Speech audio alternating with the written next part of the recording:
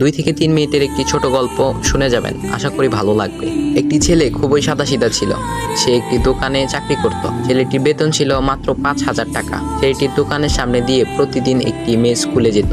মেয়েটি প্রতিদিন বোরকা পরে যেত, কিন্তু প্রায়ই মুখটা খোলা থাকতো। একদিন হঠাৎ করে ছেলেটির নজর পড়লো মেয়েটির দিকে। এভাবে বেশ কয়েকদিন যাবার পর মেয়েটি বুঝতে পারলো ছেলেটি তাকে লক্ষ্য করে। মেয়েটিও বাঁকা চোখে ছেলেটির দিকে তাকাতে শুরু করলো। ছেলেটি মেয়ের চলাফেরা দেখে মুগ্ধ হলো। আফসোস করতে লাগলো, ইস, যদি আমিও আজ পড়াশোনা করতে পারতাম, তাহলে সাহস করে মেয়েটির সাথে কথা বলতে পারতাম। মেয়েটি বুঝতে পারলো ছেলেটি তাকে ভীষণ পছন্দ করে। তাই একদিন মেয়েটি ছেলেটির দোকানের পাশে দাঁড়িয়ে রইল। তখন ছেলেটি দুপুরের খাবার খাওয়ার জন্য দোকানের বাইরে আসে। সে চায়ের দোকানে গিয়ে 5 টাকার একটি রুটি খেয়ে পানি পান করে আসতে লাগলো। তখন মেয়েটি তার কাছে গেল। তুমি ভাত খেলে না, রুটি দিয়ে পেট ভরবে?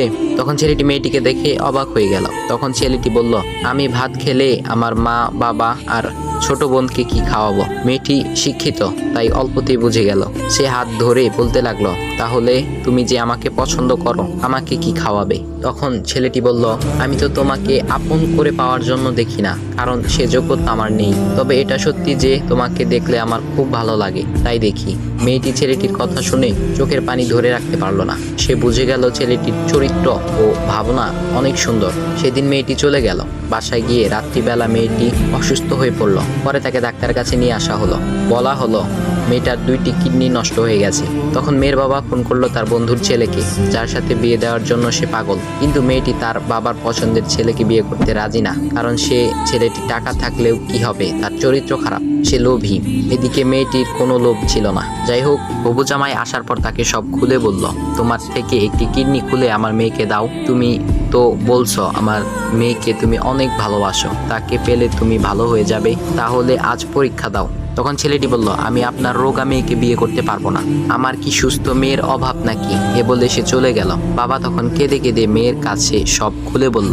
মেয়েটি বলল, বাবা তুমি কেঁদো না, একটা পথ এখনো আছে, আমাদের সামনে মোড়ে বড় একটা দোকান আছে না, তুমি সেখানে যাও। সেখানে যে তাইয়ুব নামের একটা ছেলে আছে, তাকে নিয়ে আসো, আমার কথা বলো।